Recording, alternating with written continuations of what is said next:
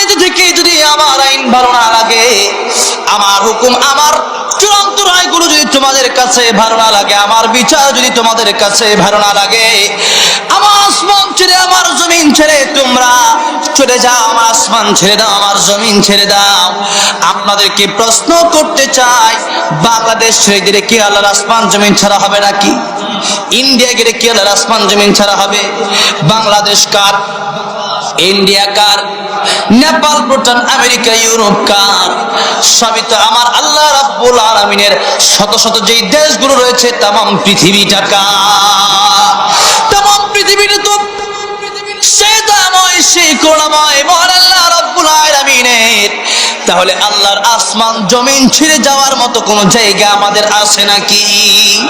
আল্লাহর আসমান, আল্লাহর জমিন ছেড়ে যাওয়ার মতো কোন জায়গা আমাদের নাই। এই জন্য বিচার মানতে হবে, ইবাদত করতে হবে আমার আল্লাহ রাব্বুল আলামিন। আল্লাহ রাব্বুল আলামিন যদিও এই কথা বলেছেন, এরপরেই আল্লাহ বলেন লা তানফুযুনা ইল্লা বিসুলতান। আমি আল্লাহ জানি, যেহেতু আমি আল্লাহ বলেছি আসমান জমিন থেকে বের হয়ে যাও, কিন্তু আসলেই তো তোমরা আমার আসমান জমিন থেকে বের হতে পারবে না। এবার আরেকটা কথা আপনাদেরকে বলি, বাপ মার চাইতে দয়া আমার আল্লাহর কম না বেশি? যেরকম কম না বেশি? অনেক সময় দেখবেন বাপে, সন্তানের বাবা সন্তানকে একটা ধমক দিয়া বলে, আর বাড়িতে আসবি না, আমার কথা শুনলি না, যা বাড়ি থেকে বের হওয়া, বলে না? আচ্ছা বলেন তো, বাপ কি কোনোদিন সন্তানকে বাস্তব অর্থে বলে? কি জন্য বলে? যাতে করে এই সন্তানটা যেন আবার ফিরে আসে। বাপ কেন বলে, আব্বা যা করছে আবার ভুল করে দাও, ভুল হয়েছে মাফ করে দাও, আব্বা যা করছি আর করবো না, বাইরে যাওয়ার মতো জায়গা তো আমার নাই, তোমার বাড়ি ছাড়া আমি থাকবো কোথায়? আল্লাহ রাব্বুল আলামিনের দয়া মায়া বাপের চাইতে, মায়ের চাইতে, দুনিয়ার মানুষের চাইতে কোটি কোটি গুণ বেশি। আল্লাহ রাব্বুল আলামিন এই কথা বলে মানুষকে বলেন, ও পৃথিবীর জিনেরা, পৃথিবীর মানুষেরা, আমি আল্লাহ রাব্বুল আলামিন জানি আসমান জমিন ছাড়া বের হওয়ার মতো তোমাদের কোনো জায়গা নাই। আসমান জমিন ছেড়ে দিয়া অন্য কোন জায়গায় থাকার মতো তোমাদের কোনো জায়গা নাই। অতএব আমি আল্লাহ রাব্বুল আলামিন কোন কোন নিয়ামতকে তোমরা অস্বীকার করবে? বান্দারা রে, এই নিয়ামত আমি আল্লাহ রাব্বুল আলামিন দিলাম, তোমাদেরকে আমি আল্লাহ দিলাম। হাল আতা আলাল ইনসানি হিনুম মিনাদ দাহরি লাম ইয়াকুন শাইআন মাযকুরা।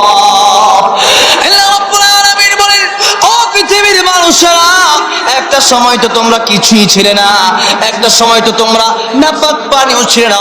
দুনিয়ার মানুষেরা সেই জায়গা থেকে নাপাক পানির মাধ্যমে মিন আইসাইন খালাকাহু মিন নুতফাতিন খালাকাহু ফাকাদ্দারাহু থুম্মা আস-সাবিলা ইয়াসসারাহু থুম্মা আমাতাহু ফাআকবারা। আল্লাহ রাব্বুল আলামিন বলেন, নাপাক পানি থেকে তোমাদেরকে আমি আল্লাহ রাব্বুল আলামিন সৃষ্টি করলাম, আর সেই নাপাক পানি দিয়ে বানায়া তোমাদেরকে আমি আল্লাহ রাব্বুল আলামিন নাপাক রাখি নাই। এত সুন্দর, এত সম্মান তোমাদেরকে আমি আল্লাহ দিলাম। কোরআন শরীফের আয়াতের ভিতরে আল্লাহ সরাসরি বলছেন, ওয়ালাকাদ কাররামনা বানি আদম। বনি আদমকে আমি আল্লাহ রাব্বুল আলামিন ফেরেশতার চাইতেও বেশি মর্যাদা দিয়েছি। এই বনি আদম যদি আমার হুকুম মানতে পারে তাহলেই তো তার দাম আছে, আর যদি আমার হুকুম না মানতে পারে তাহলে উলাইকা কাল আনআমি বাল হুম আদাল উলাইকা হুমুল গাফিলুন। আল্লাহ বলেন, যে বান্দাকে এত সম্মান দিলাম, এত মর্যাদা দিলাম, সেই বান্দা যেহেতু আমার কথাই মানলো না, সেই বান্দা তার নেতারটা মানলো, নিজেরটা মানলো, সেই বান্দারে রুহু দিলাম আমি। তার রুহু না থাকলে তারা কোন নেতা নিত না, রুহু না থাকলে কেউ নিত নাকি? রুহু না থাকলে আওয়ামী লীগও টানতো না, বিএনপিও টানতো না, জাতীয় পার্টি টানতো না, পৃথিবীর কোনো দল আপনার টানতো তো দূরের কথা, আপনার বাপ মাই আপনার এই লাশটা নিত না। জোরে কোন ঠিক না বে ঠিক? আমাদের দেশের মধ্যে সব গোটা বিশ্বের মধ্যে কত সন্তান জন্ম হয়, মৃত সন্তান।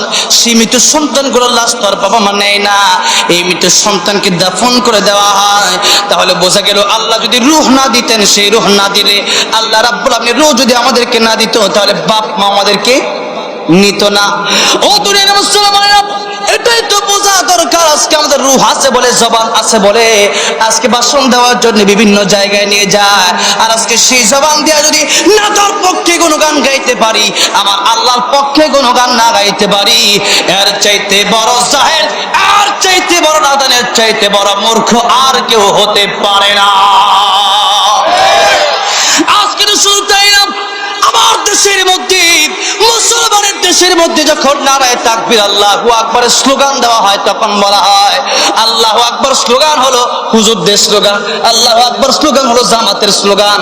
আমার ভাইরা, মুরব্বী মাঝিরা বলতে চায়, আল্লাহু আকবার স্লোগানটি কোনো আমাদের দলীয় স্লোগান না, আমার আল্লাহর স্লোগান। যেরকম কার স্লোগান? আল্লাহর স্লোগান।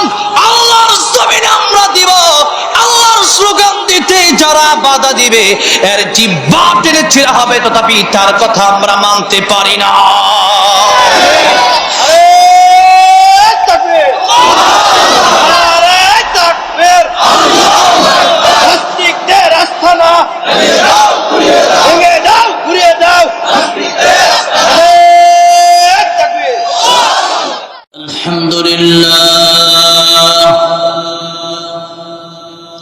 الحمد لله نحمده ونستعينه ونستغفره ونؤمن به ونتوكل عليه ونعوذ بالله من شرور أنفسنا ومن سيئات أعمالنا من يهده الله فلا مضل له ومن يضلله فلا هادي له ونشهد أن لا إله إلا الله وحده لا شريك له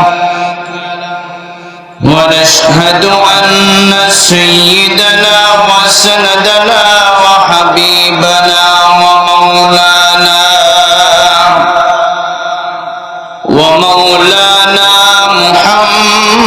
محمدا عبده ورسوله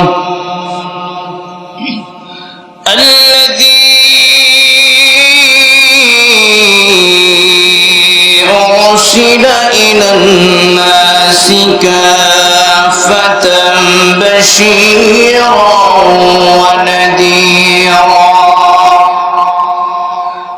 وداعيا إلى الله بإذنه وسراجا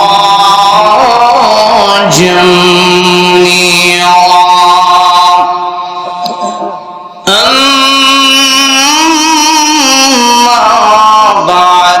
فقد قال الله تعالى في كلامه المجيد وفي فرقانه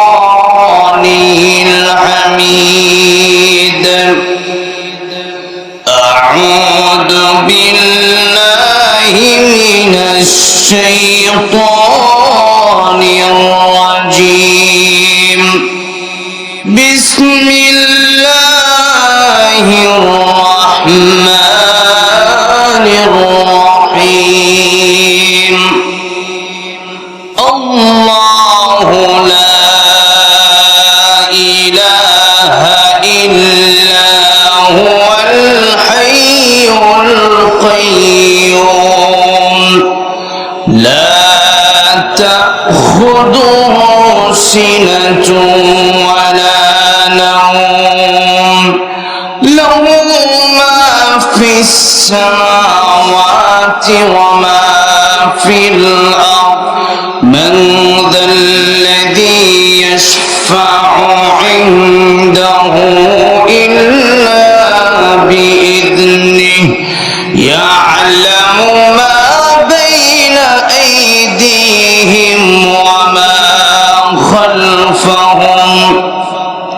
ولا يحيطون بشيء من علمه إلا بما شاء وسع كرسيه السماوات والأرض ولا يؤوده حفظهما وهو العلي العظيم صدق الله العظيم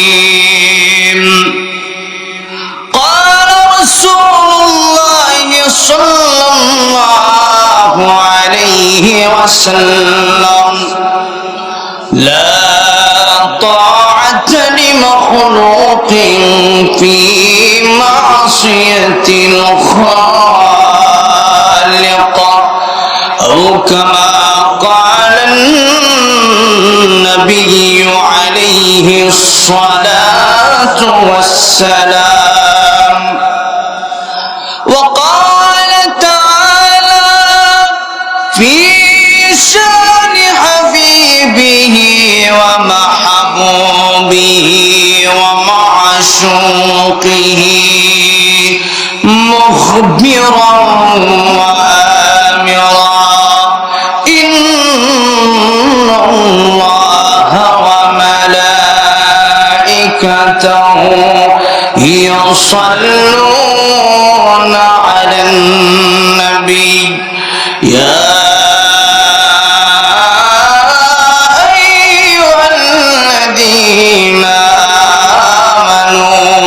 صلوا عليه وسلموا تسليما اللهم صل على محمد وعلى آل محمد كما صليت على إبراهيم وعلى آل إبراهيم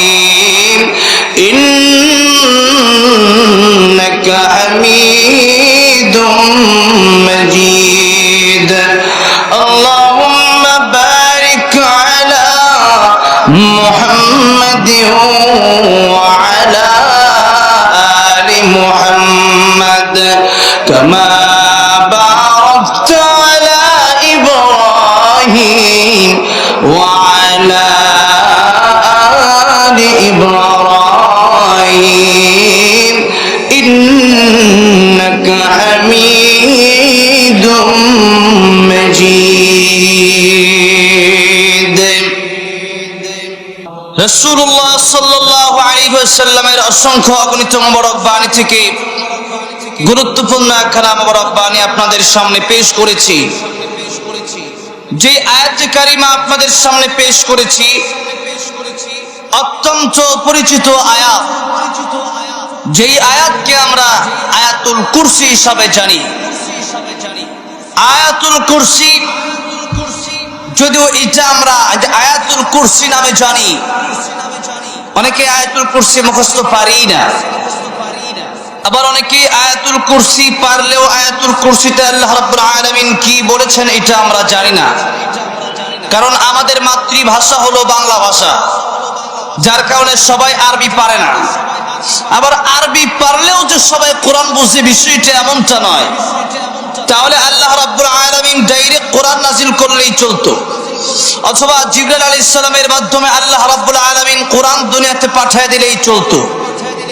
আর এই যে আল্লাহর নবী কোরআন রেখে গিয়েছেন, এই কোরআন আল্লাহর নবীর পরে আর কেউ ধরে না রাখলেও এভাবে কোরআন শরীফ আমাদের মাঝে ছাপিয়ে দিলেই আমরা পড়লেই চলতো। কিন্তু শুধুমাত্র কোরআনের মাধ্যমে মানুষ বুঝবে না, কোরআন বুঝতে হলে একজন ব্যক্তির দরকার। এই জন্য আল্লাহ রাব্বুল আলামিন কিতাবুল্লাহ দিয়েছেন, রিজালুল্লাহ দিয়েছেন। আল্লাহর পক্ষ থেকে আল্লাহ পাক পয়গম্বর পাঠিয়েছেন। বর্তমানে পয়গম্বররা নাই, সেই পয়গম্বরদের কাজ করবে পয়গম্বরের ওয়ারিস যারা আছেন, অর্থাৎ যারা উলামায়ে কেরাম, তারা হচ্ছে নবীর ওয়ারিস।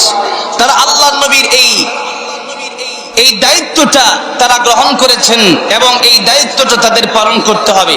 শুধু তাই না, প্রত্যেকটা মুসলিমের উপর, প্রত্যেকটা ইমানদারের উপর আল্লাহর নবী বিশ্বনবী বলে গিয়েছেন, বাল্লিগু আন্নী ওয়ালাউ আয়া, যতটুকু জানো একটা আয়াতও যদি তোমরা জানো, এই আয়াতটা তোমরা আরেকজনের কাছে পৌঁছায় দাও।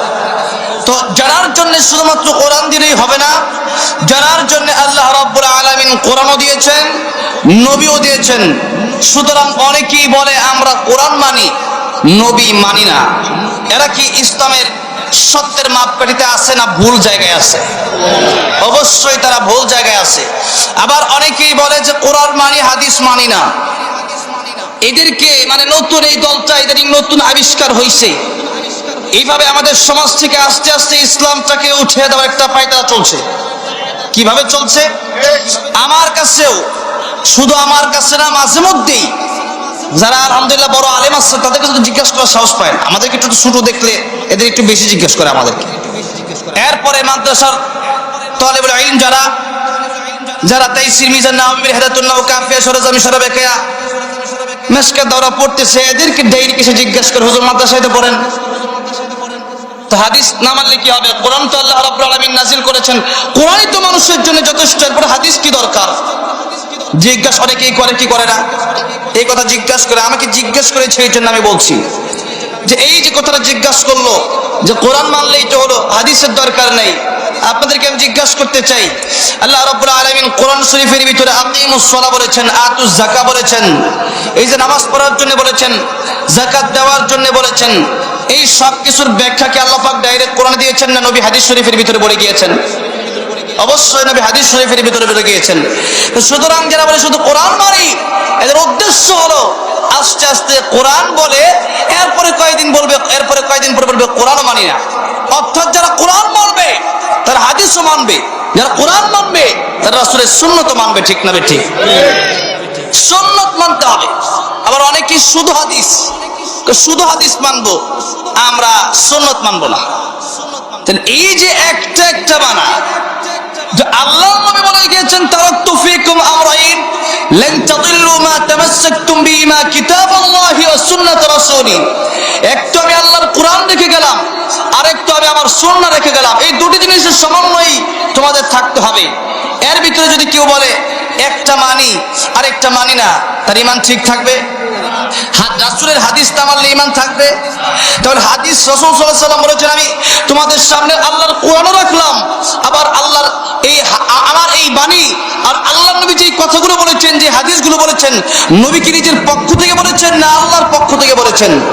আমা ইয়ানতিকু আনিল হাওয়া, আল্লাহ পাকের পক্ষ থেকেই আল্লাহ রাসূল সাল্লাল্লাহু আলাইহি ওয়াসাল্লাম কথাগুলো বলেছেন। এবার আসুন, তাহলে এই আয়াতুল কুরসি আমরা জানি, আমরা অনেকেই পারি, কিন্তু আয়াতুল কুরসির ব্যাখ্যা, বিশ্লেষণ, তরজমা অনেকেই জানি না। তোর কোন ঠিক না বেঠিক? দুটো জানার দরকার আছে না নাই? জানতে হবে। জানতে হলে এই সমস্ত মাহফিলে আসতে হবে। আয়াতুল কুরসি বিশেষ কিছু গুণ আছে, অর্থাৎ এই আয়াতুল কুরসির গুণ মানে, এই আয়াতুল কুরসির গুণ মানে হচ্ছে আল্লাহ রাব্বুল আলামিনের গুণ। কার গুণ? আল্লাহ পাকের গুণ। আমাদের সমাজে অনেকেই এই কথা বলে, কথাটা কি? যে নামাজের পরে 5 ওয়াক্ত না ফরজ নামাজের পরে আয়াতুল কুরসি পড়লে সে ব্যক্তি জান্নাতে যাবে। সুবহানাল্লাহ কোন? এটা বাস্তব। এই আয়াতুল কুরসি 5 ওয়াক্ত নামাজের পরে যারা পড়বে, ফরজ নামাজের পরে, এর মানে কি নামাজ বাদ দিয়ে নামাজ পড়ে এরপরে পড়তে হবে? নামাজ বাদ দিয়ে না নামাজ ধরে? হ্যাঁ, নামাজ ধরে পড়তে হবে।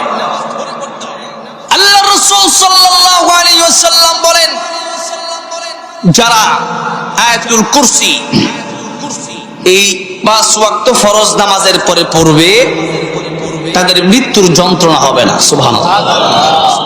শুধু তাই না, আয়াতুল কুরসি যারা পড়ে, রাসূল সাল্লাল্লাহু আলাইহি ওয়াসাল্লাম বলেন, এই 5 ওয়াক্ত ফরজ নামাজের পরে আয়াতুল কুরসি পড়লে তার জান্নাতে যাওয়ার বাধা কেউ দিতে পারবে না। শুধুমাত্র মৃত্যু ছাড়া আর কোনো বাধা তার সামনে জান্নাতে যাওয়ার মধ্যে নাই। সুবহানাল্লাহ। তাহলে মৃত্যু হওয়ার সাথে সাথে সেই ব্যক্তিকে আল্লাহ রাব্বুল আলামিন জান্নাতে দিবে। তার মানে কি কবরে যাওয়ার সাথে সাথে কি ওই জান্নাতে যাবে? সিস্টেম আছে না? অবশ্যই সিস্টেম আছে। অর্থাৎ হাদিস শরীফের ভিতরে এসেছে, যে মানুষ যখন মানুষকে কবরের ভিতরে রাখা হবে, কবরের ভিতরে রাখা হলে পরে জিজ্ঞাসা করা হবে তোমার রবকে। এরপরে সে যদি বলতে পারে আমার রব আল্লাহ, রবের পরিচয় যদি দিতে পারে, তাহলে তো তার জন্য কবরের জান্নাতের বাগান হবে। আর যদি সে প্রশ্নের জবাব না দিতে পারে, তাহলে কি জান্নাতের বাগান হবে? আর আপনারা তো মনে করতেছেন যে তোমার রবকে আমি বলবো রব্বি আল্লাহ, আমার রব আল্লাহ, এই যে একটা সহজ মনে করতেছেন, এই বিষয়টি কি সহজ? যেরকম সহজ এই বিষয়টা কবরের ভিতরে যাদের প্রশ্ন করা হবে, আল্লাহ নবী বিশ্ব নবী রাহমাতুল লিল আলামিন বলেন, কবরে যাওয়ার পরে যখন দুইজন ফেরেশতা আসবে আর প্রশ্ন করা হবে তোমার রবকে, তোমার দিন কি, আর প্রশ্ন করা হবে আল্লাহ নবীকে, দেখি জিজ্ঞাসা করা হবে উনিকে, ওই মুহূর্তে ওই মানুষটাই রবের পরিচয় দিতে পারবে যা নামাজের ভিতরে রব শব্দ উচ্চারণ করেছিল। নামাজের ভিতরে দাঁড়িয়ে আল্লাহু আকবার বলে তাকবীর তাহরিমা বাঁধার পরে তাদের জবান দিয়ে উচ্চারণ হয়েছিল আলহামদুলিল্লাহি রাব্বিল আলামিন।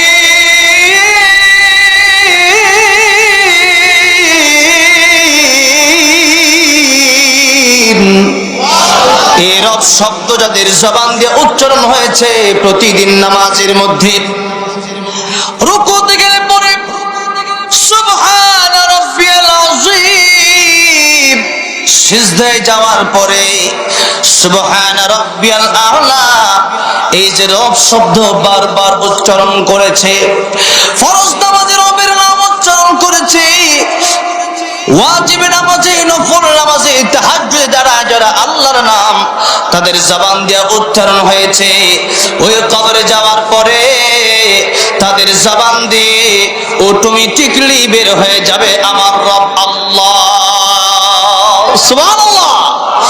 এই জন্য আমরা অনেকেই তো মনে করতে পারেন সে কবরে যাওয়ার পরে মনে হয় আরবি তো পারি না, আরবিতে ফেরেশতারে জবাব দিব কেমনে? আমার ভাইরা, মুরব্বি ওয়াজিরাম, মুফাসসির کرامগণ লিখেছেন ওই কবরের ভিতরে যাওয়ার পরে বাংলা ভাষা, ইংলিশ ভাষা, হিন্দি ভাষা, চাইনা ভাষার জবান দিয়ে বের হবে না, আরবি ভাষা না পারলেও আল্লাহ রাব্বুল আলামিন অটোমেটিক্যালি জবান দিয়ে আরবি চালু করে দিবে। মাতৃগর্ভ থেকে, মায়ের গর্ভ থেকে দুনিয়াতে আসার পরে আমরা আমাদের জীবনে বাংলা ভাষা নিয়ে এত রিসার্চ করি না, অনেক লোক আছে কিন্তু দেখবেন বাংলা ভাষা খুব পারে। এই যে মাতৃভাষা, এই মাতৃভাষার উপর আমাদের আলাদা ডক্টরেট করতে হয় নাই, কিন্তু বাংলা ভাষা আমাদের জবান দিয়ে অটোমেটিক্যালি আল্লাহ রাব্বুল আলামিন বের করেছেন। কে বের করেছেন? মাতৃভাষা। আমরা যে পারি, আমরা কি মনে করি এটা টেবিল, এটা চেয়ার, এটা মাইক, এটা আংটি, এটা ঘড়ি, এটা জুব্বা, এটা কোট, এটা পাগড়ি, এই যে শব্দগুলা, এটা কি আমরা আলাদা আলাদা শিক্ষকের কাছে শিখছি নাকি আমাদের জবান দিয়ে অটোমেটিক্যালি আল্লাহ বের করে দিয়েছেন? আল্লাহ বের করেছেন। যে সূরা রহমানের তাফসীরেও এটা এসেছে, খালাকাল ইনসানা আল্লামাহুল বায়ান।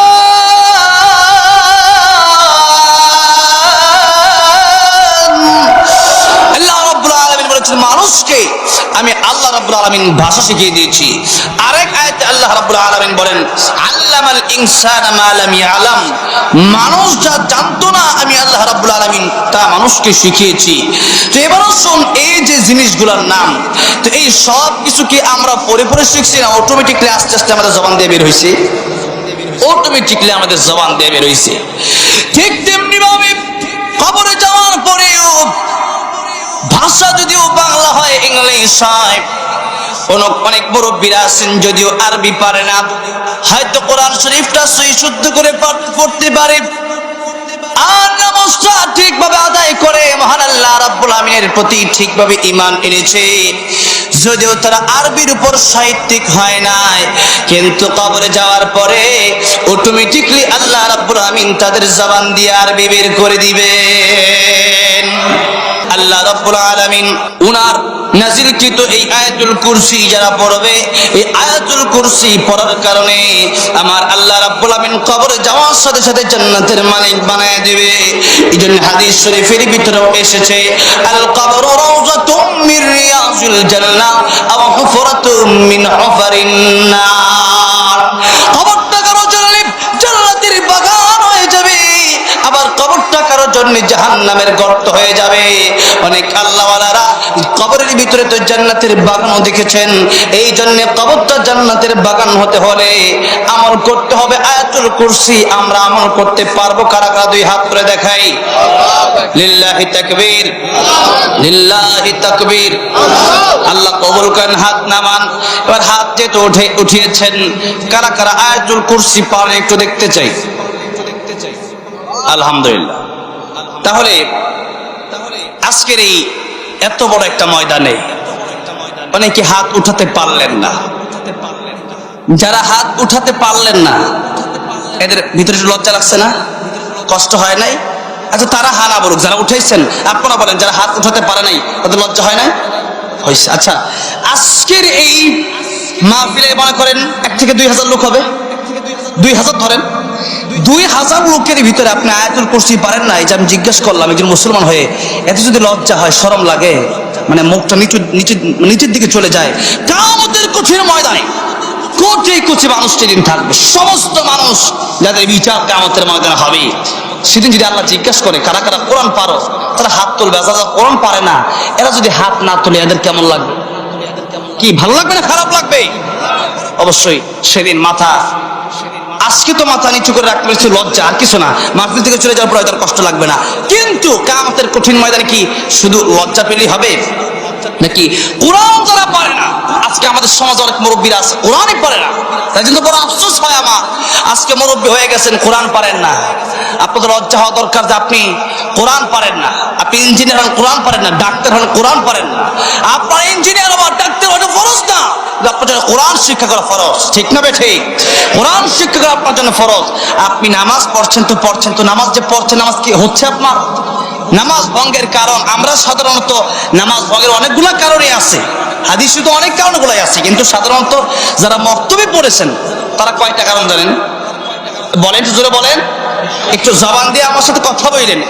এতগুলা মানুষ আমার সাথে কথা না বললে তাহলে হবে? একটু ইমানের আওয়াজ দিয়ে বলেন, নামাজ ভঙ্গের কারণ কয়টা? 19টা। বলেন তো, আপনারাই জবাব দেন, আমি না বলি। নামাজ ভঙ্গের প্রথম কারণ কি? মাশাআল্লাহ, নামাজ অশুদ্ধ পড়া। অনেকে বলে স্কুলের ছাত্র, তারাও জবাব দিচ্ছে। আচ্ছা, তারা কেন জবাব দিল? স্কুলের ছাত্ররা জবাব দিয়েছে এই কারণেই, হয়তো তারা ছোট্টবেলায় মক্তবে গিয়েছে। ঠিক না ঠিক? আমাদের সমাজ আজকে মক্তবগুলোও বন্ধ করে দেওয়া হচ্ছে। ছোট্ট সন্তান 4 বছর 5 বছর, ওরে একটা ব্যাগ ধরায় দিয়েছে, 10 কেজি বই দিয়ে দিচ্ছে ভিতরে। ঠিক না ঠিক? ওরে একটা কায়দা দেন, 20 গ্রামের একটা কায়দা দেন তারা। মানে কাগজ 20 গ্রাম হতে পারে, কায়দার ওজন তার 20 গ্রাম না। কায়দার আসল ওজন তো পৃথিবী এক পাল্লায় রাখলে কায়দার সমতুল্য হবে। সেই কায়দায় কার নাম আছে? সেখানে আল্লাহর নাম শেখানো হয়। তারা তো কায়দা নিয়ে পাঠানো দরকার ছিল মক্তবে। তারা আপনি 5 কেজি 10 কেজি ব্যাগ দেয়া বাচ্চা নিতে পারে না। এরপরে তো ওরে নিয়ে যাওয়ার জন্য ওর মা লাগে, বাপ লাগে প্রতিদিন। আপনি এটা শেখানো লাগে, তার শেখানো দরকার ছিল কিভাবে জানাজার নামাজ কিভাবে জানাজার নামাজ, বাপের জানাজার নামাজ কিভাবে পড়তে হয়। ঠিক না বেঠিক? তাও তো পারে না আমাদের সমাজে। ওলামায়ে কেরাম কোন ঘটনাও বর্ণনা করেছে, যে ঘটনা বাস্তবে আমাদের দেশে আছে। আমাদের দেশে যারা বাপের জানাজার নামাজ পড়ে, অনেকেই দেখবেন বাপের জানাজার নামাজ পড়তেছে। বাপের জানাজা, আরে মানে একটু চিন্তা করেন, যারা মুরব্বী আছেন তারা একটু চিন্তা করেন নিজের সন্তানগুলো কি বানাচ্ছেন, অথবা তাদের সন্তান আছে একটু ভালো করে শোনেন, নিজের সন্তানগুলাকে কি বানাচ্ছেন। যে সন্তানটা আপনার জানাজার নামাজ পড়তে পারে না, জানাজার নামাজের সময় যখন হয়ে যায় তখন দেখবেন আল্লাহু আকবার বলে খালি হাত উঠায় আবার নামায়, আছে না নাই?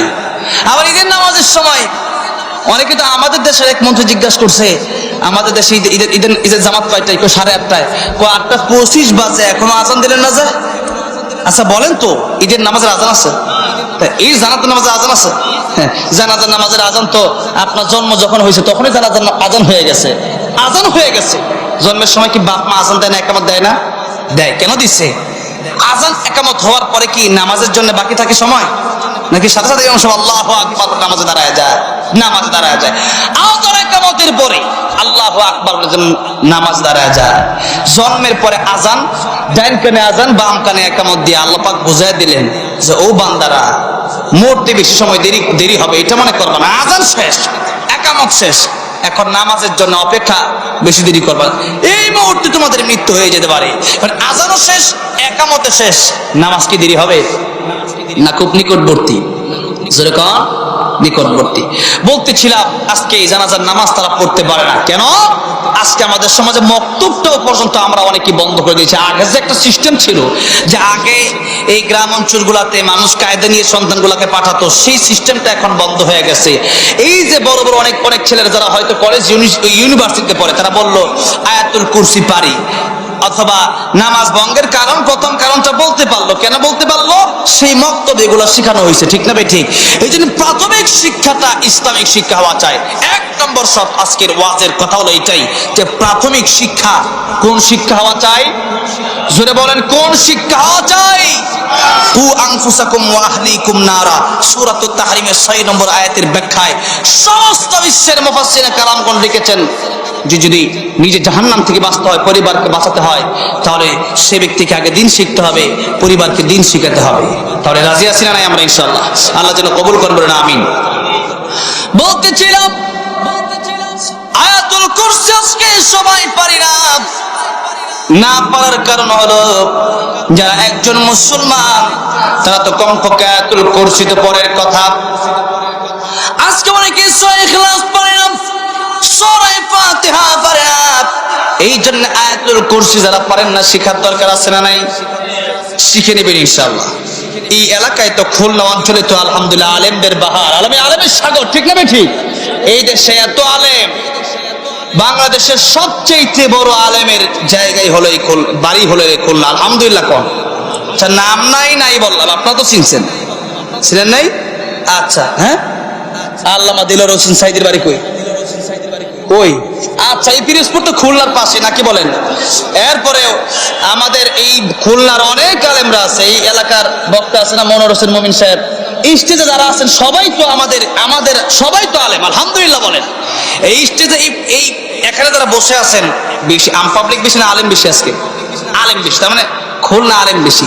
তাহলে যারা কোরআন পারেন না, আগে তো একটা সিস্টেম ছিল এলাকার তো আলেমই ছিল না, আর আজকে আমাদের সমাজে বিশেষ করে এই এলাকা খুলনা বরিশালে আলেম আর আলেমের পাহাড়।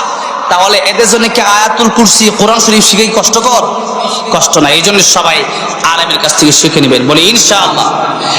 এবার আসুন, আয়াতুল কুরসি এক নম্বরে আমল তো করতেই হবে, কিন্তু আয়াতুল কুরসির আমলের সাথে আয়াতুল কুরসি আমাদের বুঝতেও হবে। কারণ একটা জিনিস হলো, কোরআন শরীফ বুঝে পড়লে তো অবশ্যই সওয়াব আছে, আছে না? সওয়াব আছে না? কোরআন শরীফ বুঝে পড়লে সওয়াব আছে, কিন্তু আমাদের দেশের কিছু মৌলবী বের হয়েছে, এরা এখন বলে কোরআন শরীফ বুঝে পড়লে না, বুঝে পড়লে সওয়াব, আর না বুঝে পড়লে সওয়াব নাই। তুমি কি রাসূলের হাদিসের চাইতে বেশি জানো? আমার রাসূল বলেছেন আলিফ পড়লে 10টা নেকি, লাম পড়লে 10টা নেকি, মিম পড়লে 10টা নেকি। আচ্ছা আপনারা বলেন, আলিফ লাম মিম যে পড়ি আমরা, এটাকে আমরা বুঝি? তাফসীরের কিতাবে কি লিখছে? আল্লাহু আ'লামু বিমুরাদিহি। কে জানেন? কে জানেন? আল্লাহ জানেন। এই যে আল্লাহ জানে, আলিফ লাম মিমের অর্থ আমরা জানি না। রাসূল কি বলছে আলিফ লাম মিম পড়লে নেকি হবে না? না হবে। এগুলো বোঝার দরকার আছে আমাদের, কারণ এগুলো না জানলে আমাদের সমাজে এই মানুষগুলা যখন তাদের বয়ান শুনে, তখন তাদের বয়ান শোনা কয় যায় কোরআন শরীফ বোঝারই দরকার নেই। কেন বোঝার দরকার নেই? না বুঝে পড়লে সওয়াব হবে না, কবে বুঝবো, কবে পড়বো, বাদ দে। এই যে একটা অবস্থা তাদের ভিতরে সৃষ্টি হচ্ছে, এই জন্য তারা কোরআন পড়া বাদ দিচ্ছে। এই জন্যে কোরআন বুঝে পড়লেও সওয়াব, না বুঝে পড়লেও সওয়াব। যারা বলে যে বুঝে পড়লে সওয়াব হয় না, এদের জ্ঞান নেই, এদের এই সম্বন্ধে হাদিস সম্পর্কে তারা জানেই না। এই জন্য আসুন, আয়াতুল কুরসি বললে অবশ্যই সওয়াব আছে, কিন্তু আমরা চাই সওয়াব যেহেতু আছে, আল্লাহ পাক কি বললেন এটা বোঝা দরকার আছে না? আসুন, এক নম্বরে এই আয়াতুল কুরসি কোরআন শরীফের সবচাইতে মর্যাদাপূর্ণ আয়াত হলো আয়াতুল কুরসি। আল্লাহর নবী বিশ্ব নবী রাহমাতুল লিল আলামিন জিজ্ঞাসা করলেন, উবাই ইবনে কাব, তুমি বলো তোমার কাছে কোরআনের কোন আয়াত সবচাইতে মর্যাদাপূর্ণ আয়াত রয়েছে? সাহাবীদের নিয়ম ছিল, সাহাবীদেরকে আল্লাহর নবী প্রশ্ন করলে সাহাবীরা বলতো আল্লাহু আ'লাম ওয়া রাসূলুহু, আল্লাহ এবং আল্লাহর রাসূল ভালো জানেন। উবাই ইবনে কাব রাদিয়াল্লাহু আনহু বললেন আল্লাহু আ'লাম ওয়া রাসূলুহু, আল্লাহর রাসূল ইয়া রাসূলুল্লাহ ইয়া হাবিবাল্লাহ, আল্লাহ ভালো জানেন এবং তার রাসূল ভালো জানেন। আল্লাহর নবী আবার জিজ্ঞেস করেন উবাই, তোমার কাছে কোরআন শরীফের কোন আয়াতটা সবচাইতে মর্যাদাপূর্ণ? উবাই ইবনে কাব রাদিয়াল্লাহু আনহু বলছেন ইয়া রাসূলুল্লাহ ইয়া হাবিবাল্লাহ, আমার কাছে মনে হয় আয়াতুল কুরসি, সূরাতুল বাকারার 55 নম্বর আয়াত, আয়াতুল কুরসি, আল্লাহু লা ইলাহা ইল্লা হুয়াল হাইয়ুল কাইয়্যুম, এই আয়াতটাই মনে হয় আমার কাছে সবচাইতে কোরআন শরীফের মর্যাদাপূর্ণ আয়াত। আল্লাহর নবী বলেন উবাই ইবনে কাব, তুমি সঠিক জবাব দিয়েছো, কোন সুবহানাল্লাহ। তাহলে এই হাদিস শরীফ থেকে আমরা জানলাম যে আয়াতুল কুরসি কোরআন শরীফের সবচাইতে মর্যাদাপূর্ণ, সবচেয়ে শ্রেষ্ঠ আয়াত। এবার হাদিস শরীফের ভিতরে হাদিস শরীফের ভিতরে এসেছে এই আয়াত হলো কোরআন শরীফের প্রধান আয়াত। এই আয়াত হলো কোরআন শরীফের সমস্ত আয়াতের নেতা, আয়াতুল কুরসি। শুধু তাই না, আল্লাহর নবী বলেছেন আয়াতুল কুরসি জিহ্বা আছে, ঠোঁট আছে। কোন বান্দা যখন আয়াতুল কুরসি তেলাওয়াত করে, এই আয়াতুল কুরসি জিহ্বা এবং ঠোঁট দিয়া সেই বান্দার মাগফিরাতের দোয়া মহান আল্লাহর কাছে আয়াতুল কুরসি করতে থাকে। আয়াতুল কুরসি কিয়ামতের কঠিন ময়দানেও এই কোরআন শরীফ আল্লাহর সাথে যারা শুরু করে দিবে, আল্লাহ এই বান্দা আমি কোরআন পড়েছি, আমি কোরআনের সাথে ভালো সম্পর্ক ছিল, আল্লাহ তার আজকে জান্নাতে না দিলে আমার সুপারিশ বন্ধ হবে না। এবার বলেন তো, আমাদের সমাজে অনেকেই বলে যে কোরআন মাখলুক, নাউজুবিল্লাহ বলেন। এবার আসুন, এই আয়াতুল কুরসি শুধুমাত্র আল্লাহ রাব্বুল আলামিনের কাছে মানুষের জন্য গুনাহ মাগফিরাতের দোয়া করে না। এই আয়াতুল কুরসি যারা পড়বে এদের এত বড় ফজিলত, কবরে যাওয়ার সাথে সাথে মহান আল্লাহ রাব্বুল আলামিন তাদের কবরকে জান্নাত বানাবে, সুবহানাল্লাহ। সেই কবরকে যে জান্নাত বানাবে, আয়াতুল কুরসি যদি আমরা পড়লাম কিন্তু মানলাম না, তাহলে এই আয়াতুল কুরসি আমাদের পরে কোনো লাভ নাই। এই জন্য আসুন একটু তাফসীরে ঢুকি। আল্লাহ রাব্বুল আলামিন বলেন আল্লাহু লা ইলাহা ইল্লা হুয়াল হাইয়ুল কাইয়্যুম। আয়াতুল কুরসির প্রথমে আল্লাহ রাব্বুল আলামিন আল্লাহর নিজের নামটা দিয়ে আয়াতুল কুরসি সাজিয়েছেন। আয়াতুল কুরসি এত দামি কেন? এর আরেকটা কারণ হলো এই আয়াতুল কুরসিতে আল্লাহ পাক ইসমে আজম রেখেছেন। কি রেখেছেন? ইসমে আজম এই আয়াতুল কুরসিতে এসেছে। ইসমে আজম কোরআন শরীফে 3 জায়গায় এসেছে। কয় জায়গায়? একটা হলো এই সূরাতুল বাকারার 255 নম্বর আয়াত, সূরা আলে ইমরানে আছে, সূরা তাহা আছে। আলে ইমরান 2 নম্বর আয়াতে আছে আল্লাহু লা ইলাহা ইল্লা হুয়াল হাইয়ুল কাইয়্যুম, আর সূরা তাহাতে ওয়া সুবহানাতিল ওয়ুজুহু লিল হাইয়িল কাইয়্যুম। এই যে ইয়া হাইয়ু ইয়া কাইয়্যুম, এই শব্দগুলো যারা পড়বে, এই শব্দগুলো পড়ে আল্লাহ রাব্বুল আলামিনের কাছে দোয়া করলে আল্লাহ রাব্বুল আলামিন এই ইয়া হাইয়ু ইয়া কাইয়্যুম বলে দোয়া করার কারণে আল্লাহ পাক তার দোয়া কবুল করবে। তাহলে এখন থেকে দোয়া করার সময় কি পড়বেন? ডাক দিবেন ইয়া হাইয়ু ইয়া কাইয়্যুম, বলেন তো, আবার বলেন ইয়া হাইয়ু ইয়া কাইয়্যুম, ইয়া হাইয়ু ইয়া কাইয়্যুম। আল্লাহ আপনাদেরকে মাফ করে দেন, বলেন আমিন। যে দোয়া করার সময় যদি চাইতে হয়, আমরা তো আজকে খাজা বাবা, পীর বাবা, তমক বাবা, তালা বাবা, শিকল বাবা, আমাদের দেশে বাবার অভাব নাই, যেরকম ঠিক না বেঠিক। এই যে বাবাগুলা নিজের বাপকে বাপ ডাকে না, নিজের বাপকে একটা আপেল দেয় না, একটা কমলা দেয় না, যে সব অন্ড বেবের খাজা বাবার ভিতরে লাগছে, যেরকম ঠিক না বেঠিক। এগুলো কোন বাবা হলো নাকি? পীরের কাছে দোয়া চাও নাকি? নিজের বাপের কাছে দোয়া চাও, নিজের মায়ের কাছে দোয়া চাও। নবী বলেন বন্দুকের বুলেট মিস হইতে পারে, বাপের দোয়া মায়ের দোয়া আল্লাহ খালি ফিরা দেয় না, সুবহানাল্লাহ। দোয়া চাইবো কার কাছে? আগে বাপ মার কাছে। রাজেশ তো ইনশাআল্লাহ। তার আজকে আমরা বাপের কাছে দোয়া চাবো, বাপকে অনেকে বাপ বলে ডাকতেও লজ্জা পায়, ঠিক না ঠিক?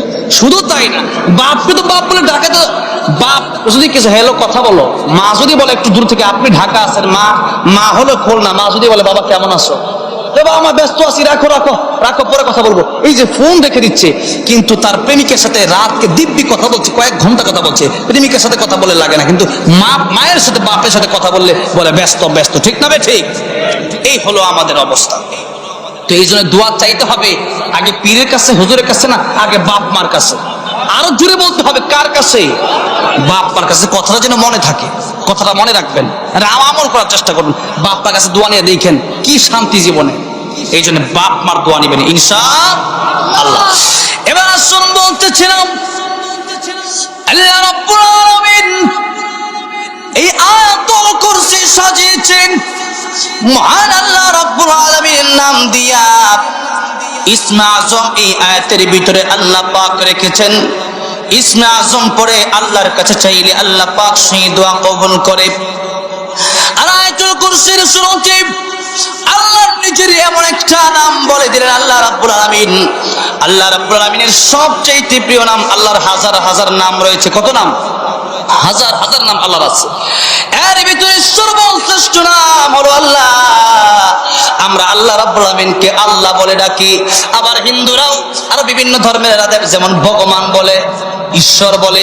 এই যে ঈশ্বর ভগবান বলে, ঈশ্বর ভগবান বললে বলে যে আমরা আল্লাহকে ঈশ্বর মানি, বা আল্লাহকে আপনারা যারা, অনেকে হিন্দুরা দেখবেন এই কথা বলে যে আপনারা যারা আল্লাহ ডাকেন আমরা তাদেরকে ভগবান ডাকি।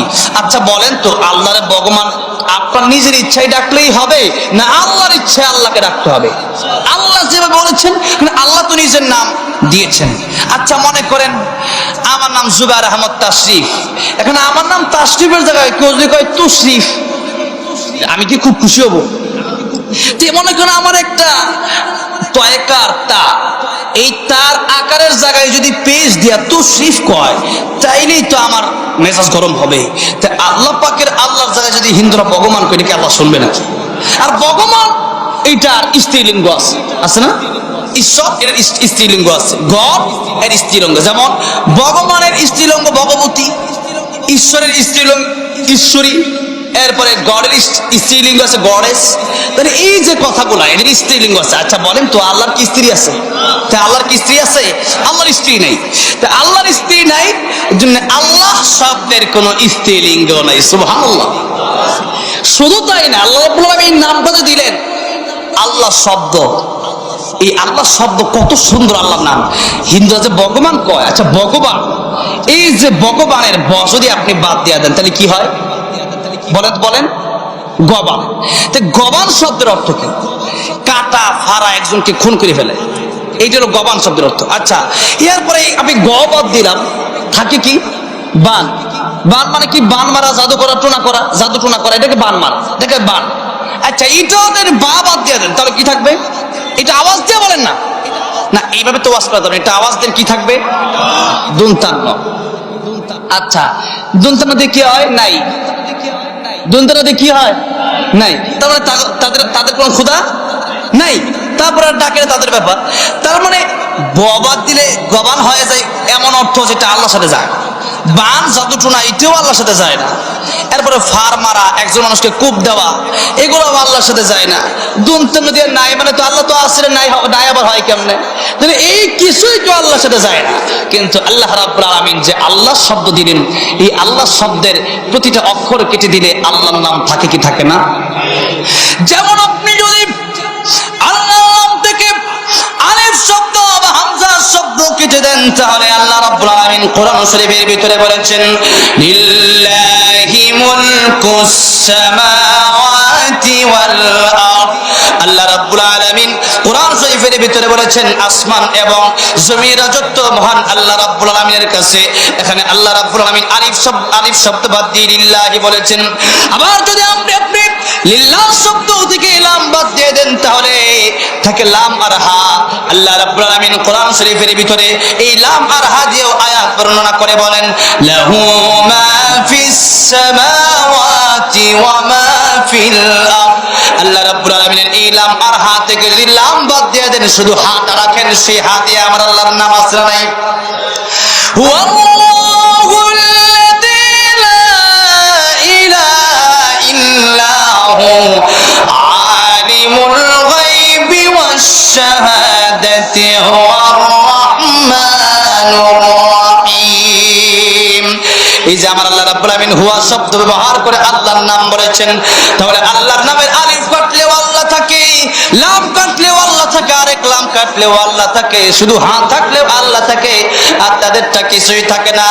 বোঝা গেল এদের এই যে ভগবান, এই যে ঈশ্বর, এই যে গড, এই সব হলো শয়তানের তৈরি করা ধর্ম, এই সব হলো শয়তানের তৈরি করা নাম। আর আমার আল্লাহর নাম আমার আল্লাহর নিজের নাম, সুবহানাল্লাহ। এই জন্য আল্লাহ রাব্বুল আলামিনের নামের মতো আর কারো নাম হয় না। দুনিয়াতে 4,000 থেকে 4,500 ধর্ম আছে, এরা আমার আল্লাহকে এত সুন্দর করে ডাকতে পারে না, আমরা আমার আল্লাহকে এত সুন্দর করে ডাকতে পারি। এই জন্য আল্লাহ রাব্বুল আলামিনকে ডাকতে হবে আল্লাহ শব্দ দিয়া।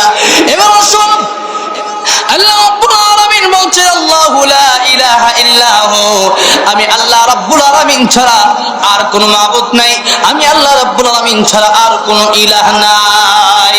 আল্লাহ রাব্বুল আলামিন ছাড়া আর কোনো মাবুদ নাই, এটা আমরা বিশ্বাস করি কি করি না? আচ্ছা, এটা করি। আর কিছু ব্যাখ্যা আমি দিচ্ছি। পুরা আয়াতুল কুরসির ব্যাখ্যা তো আজকে শেষ করার সময় কম, এগুলো অনেক সময় নিয়ে আলোচনা করতে হয়। শুধুমাত্র এই আল্লাহু লা ইলাহা ইল্লাহু এর ব্যাখ্যাটাই করে শেষ করতেছি। আল্লাহু লা ইলাহা ইল্লাহু, আমরা আল্লাহকে মানি আল্লাহ এক। এর মানে আমরা কি বুঝলাম? যে আল্লাহ এক, এটা শুধু মুখ দিয়ে বললাম তাতেই যথেষ্ট, আর কিছু কাজ বাকি আছে না? এর মানে হচ্ছে আল্লাহ তাআলা ছাড়া কোনো মাবুদ নাই, আল্লাহ তাআলা ছাড়া আল্লাহর ইবাদত পাওয়ার যোগ্য আর কেউ নাই। ওয়া ক্বাদা রাব্বুকা আল্লা তা'বুদু ইল্লা ইয়্যাহ ওয়া বিল ওয়ালিদাইনি ইহসানা। আল্লাহ বলেন ক্বাদা রাব্বুকা, আল্লাহর চূড়ান্ত রায়। রায় মানে বুঝছেন তো? আল্লাহ রায় মানে বুঝেন না? আমাদের দেশে রায় আছে না? যেমন আপনাদের এই খুলনা জজ কোর্ট, এরপরে ম্যাজিস্ট্রেট কোর্ট আছে না? জজ কোর্ট, ম্যাজিস্ট্রেট কোর্ট, এই হলো 2 কোর্ট। আবার ঢাকাতে আছে হাইকোর্ট আর কি সুপ্রিম কোর্ট। আচ্ছা, এই যে জজ কোর্ট আর কি কোর্ট বললাম? ম্যাজিস্ট্রেট কোর্ট, আর হলো হাইকোর্ট, আর হলো সুপ্রিম কোর্ট, এই 4 কোর্ট। মনে করেন এই দিকের কোর্টটা এখন বিশেষভাবে বাংলাদেশের বিভিন্ন কোর্টে এখন ঘুষ দিলে মোটামুটি চলে, কিন্তু মনে করেন সুপ্রিম কোর্টে যদি একটা আপনার নামে যদি একটা কথা উনি একটা রায় উনি দিয়ে দেয় সুপ্রিম কোর্ট থেকে, সবচেয়ে বড় যে কোর্ট, এখানে একটা রায় দিয়ে দেয়, আপনার বাবার সাধ্য আছে তার এই রায় ছুটাতে? আচ্ছা, যদি কেউ বলে যে এই রায় আমি মানি না, তার বিরুদ্ধে এই রায় কেন দিল আমি মানি না, তাহলে আপনি কি সরকার রেখে দিবে এমনি, নাকি বলবে তুমিও রাষ্ট্রদ্রোহী? বলবে না? ইয়া মা'শারাল জিন্নি ওয়াল ইনসি ইন ইসতাতা'তুম আন তানফুযু মিন আকতারিস সামাওয়াতি ওয়াল আরদি ফানফুযু লা তানফুযুনা ইল্লা বিসুলতান ফাবিআইয়ি ربكما تكذبان الله أكبر আল্লাহ রাব্বুল আলামিন বলেন, আমার দুনিয়াতে থেকে যদি আমার আইন ভালো না লাগে, আমার হুকুম, আমার চূড়ান্ত রায়গুলো যদি তোমাদের কাছে ভালো না লাগে, আমার বিচার যদি তোমাদের কাছে ভালো না লাগে, আমার আসমান ছেড়ে আমার জমিন ছেড়ে তোমরা চলে যাও, আমার আসমান ছেড়ে দাও, আমার জমিন ছেড়ে দাও। আপনাদেরকে প্রশ্ন করতে চাই, বাংলাদেশ ছেড়ে গেলে কি আল্লাহর আসমান জমিন ছাড়া হবে নাকি? ইন্ডিয়া গেলে কি আল্লাহর আসমান জমিন ছাড়া হবে? বাংলাদেশ কার? ইন্ডিয়া কার? নেপাল, ভুটান, আমেরিকা, ইউরোপ কার? সবই তো আমার আল্লাহ রাব্বুল আলামিনের। শত শত যেই দেশগুলো রয়েছে তামাম পৃথিবীটা কার? তামাম পৃথিবীটা তো সেই করুণাময় মহান আল্লাহ রাব্বুল আলামিনের। তাহলে আল্লাহর আসমান জমিন ছেড়ে যাওয়ার মতো কোন জায়গা আমাদের আছে নাকি? আল্লাহর আসমান আল্লাহর জমিন ছেড়ে যাওয়ার মতো কোন জায়গা আমাদের নাই। এই জন্য বিচার মানতে হবে, ইবাদত করতে হবে আমার আল্লাহ রাব্বুল আলামিন। আল্লাহ রাব্বুল আলামিন যদিও এই কথা বলেছেন, এরপরেই আল্লাহ বলেন লা তানফুযুনা ইল্লা বিসুলতান। আমি আল্লাহ জানি, যেহেতু আমি আল্লাহ বলেছি আসমান জমিন থেকে বের হয়ে যাও, কিন্তু আসলেই তো তোমরা আমার আসমান জমিন থেকে বের হতে পারবে না। এবার আরেকটা কথা আপনাদেরকে বলি, বাপ মার চাইতে দয়া আমার আল্লাহর কম না বেশি? যেরকম কম না বেশি? অনেক সময় দেখবেন বাপে সন্তানের বাবা সন্তানকে একটা ধমক দিয়া বলে, আর বাড়িতে আসবি না, আমার কথা শুনলি না, যা বাড়ি থেকে বের হওয়া, বলে না?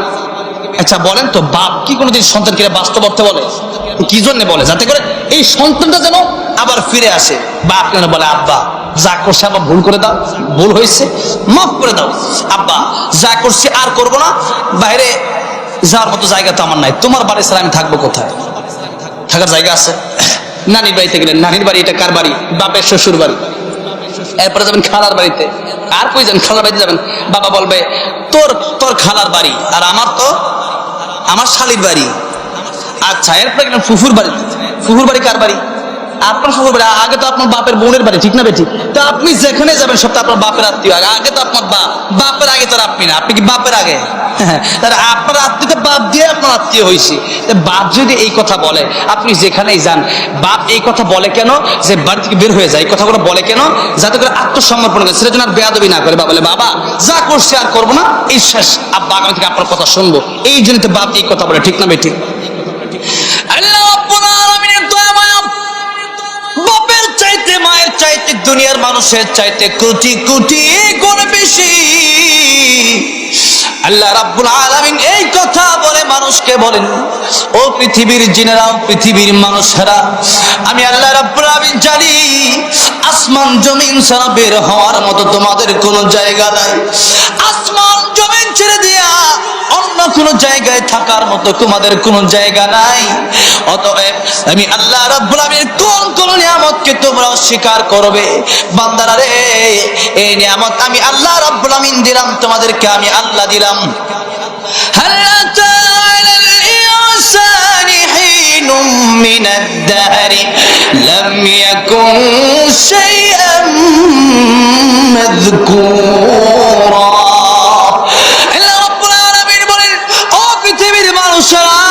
একটা সময় তো তোমরা কিছুই ছিলে না, একটা সময় তো তোমরা নাপাক পানিও ছিলে না। দুনিয়ার মানুষেরা সেই জায়গা থেকে নাপাক পানির মাধ্যমে মিন আইশাইইন খালাকাহু মিন নুতফাতিন খালাকাহু ফাকাদ্দারাহু থুম্মা আস-সাবিলা ইয়াসসারাহু থুম্মা আমাতাহু ফাআকবারা। আল্লাহ রাব্বুল আলামিন বলেন, নাপাক পানি থেকে তোমাদেরকে আমি আল্লাহ রাব্বুল আলামিন সৃষ্টি করলাম, আর সেই নাপাক পানি দিয়ে বানায়া তোমাদেরকে আমি আল্লাহ রাব্বুল আলামিন নাপাক রাখি নাই। এত সুন্দর এত সম্মান তোমাদেরকে আমি আল্লাহ দিলাম। কোরআন শরীফের আয়াতের ভিতরে আল্লাহ সরাসরি বলছেন, ওয়ালাকাদ কাররামনা বানি আদম, বনি আদমকে আমি আল্লাহ রাব্বুল আলামিন ফেরেশতার চাইতেও বেশি মর্যাদা দিয়েছি।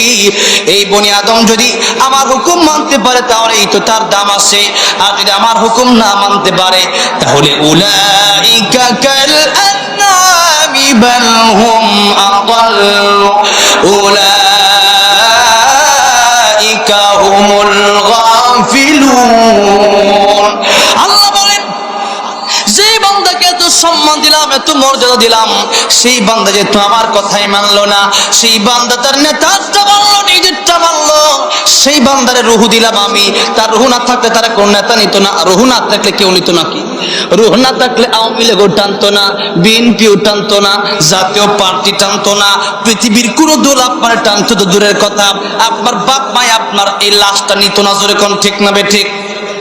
আমাদের দেশের মধ্যে সব গোটা বিশ্বের মধ্যে কত সন্তান জন্ম হয়, মৃত সন্তান, সেই মৃত সন্তানগুলোর লাশ তো আর বাবা মা নেয় না, এই মৃত সন্তানকে দাফন করে দেওয়া হয়। তাহলে বোঝা গেল আল্লাহ যদি রূহ না দিতেন, সেই রূহ না দিলে, আল্লাহ রাব্বুল আলামিন রূহ যদি আমাদেরকে না দিত, তাহলে বাপ মা আমাদেরকে নিত না। ও দুনিয়ার মুসলমানেরা, এটাই তো বোঝা দরকার। আজকে আমাদের রূহ আছে বলে, জবান আছে বলে আজকে ভাষণ দেওয়ার জন্য বিভিন্ন জায়গায় নিয়ে যায়, আর আজকে সেই জবান দিয়ে যদি নেতার পক্ষে গুণগান গাইতে পারি, আমার আল্লাহর পক্ষে গুণগান না গাইতে পারি, এর চাইতে বড় জাহেল, আর চাইতে বড় নাদানের চাইতে বড় মূর্খ আর কেউ হতে পারে না। আজকে তো শুধু তাই না, আমার দেশের মধ্যে, মুসলমানের দেশের মধ্যে যখন নারায়ে তাকবীর আল্লাহু আকবারের স্লোগান দেওয়া হয়, তখন বলা হয় আল্লাহ আল্লাহু আকবার স্লোগান হলো হুজুরদের স্লোগান, আল্লাহু আকবার স্লোগান হলো জামাতের স্লোগান। আমার ভাইরা মুরব্বী মাঝরা বলতে চায় আল্লাহু আকবারের স্লোগানটি কোনো আমাদের দলীয় স্লোগান না, আমার আল্লাহর স্লোগান। যেরকম কার স্লোগান? আল্লাহর স্লোগান। আল্লাহর জমিনে আমরা দিব। আল্লাহর স্লোগান দিতে যারা বাধা দিবে এর জিহ্বা টেনে ছিঁড়া হবে, তথাপি তার কথা আমরা মানতে পারি না।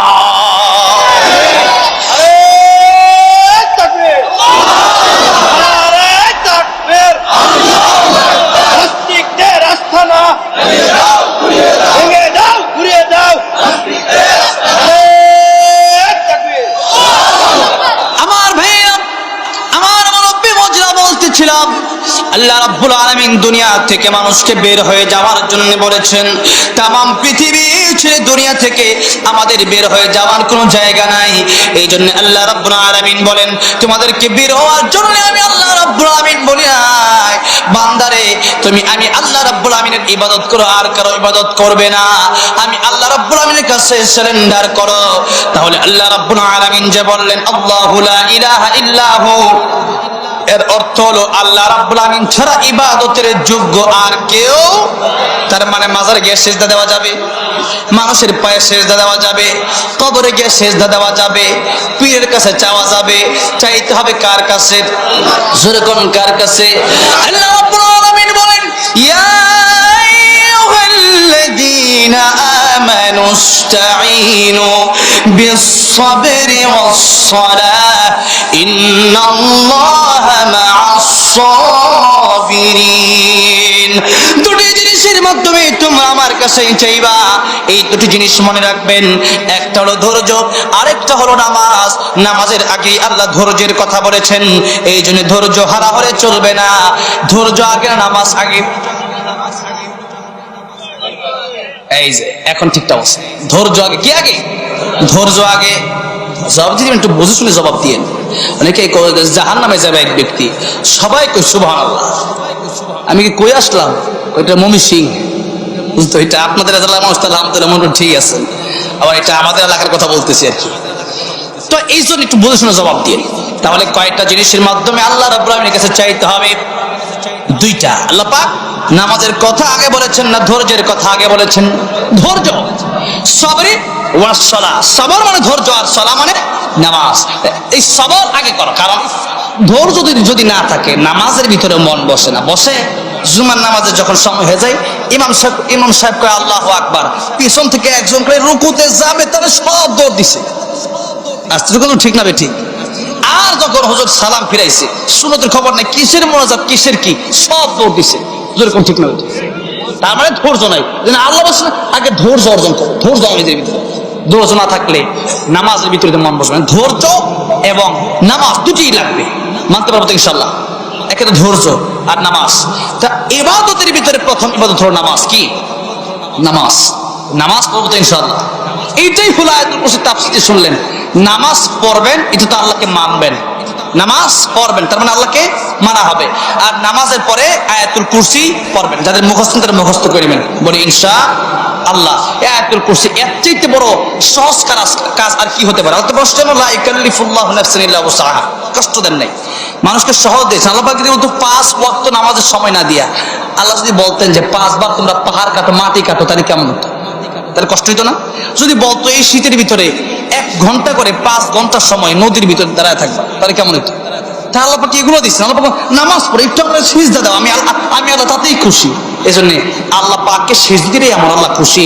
এই জন্যে আল্লাহ পাকের হুকুম মানতে হবে, একটা নামাজ ধরতে হবে। আর এই নামাজের সাথে সাথে এই আয়াতুল কুরসি শিখে 5 ওয়াক্ত নামাজের পরে পড়বো, যাতে করে আমাদের কবরটা মৃত্যুর সাথে সাথে আমাদের কবরটা জান্নাতের বাগান হয়ে যায়।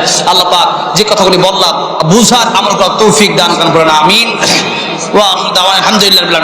এখন বসেন, মোনাজাত হবে, মোনাজাতের পরে সবাই যাবেন।